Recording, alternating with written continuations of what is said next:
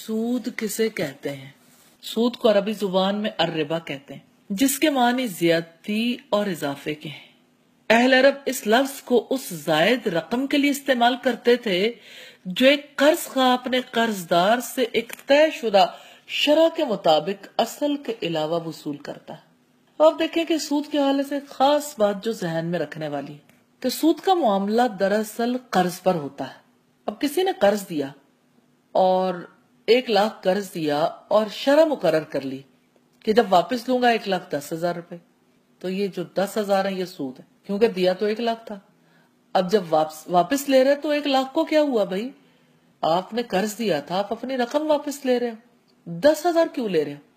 یہ 10,000 مجبوری کا لہو ہے، یہ مجبوریوں کا ٹیکس، مجبوریوں پر جرمانہ وصول کیا جاتا ہے کہ مجبور ہونا، مشکل میں ہونا، تو اس مشکل پر لگنے والا ٹیکس ہے جو قرض دینے والا لگاتا ہے اور یہ اصل کے علاوہ وصول کرتا ہے۔ سود میں مدت کا تعین ہوتا ہے، مثلا کوئی کہتا ہے کہ 6 ماہ کے لیے، کوئی 1 مہینے کے لیے، کوئی 2 سال کے لیے، کوئی سال کے لیے۔ یہ مدت طے ہو تو واپسی ایک شرح کے مطابق، یعنی ایک طے شدہ شرح کے مطابق اصل کے علاوہ جو کچھ وصول کیا جاتا ہے وہ سود ہے۔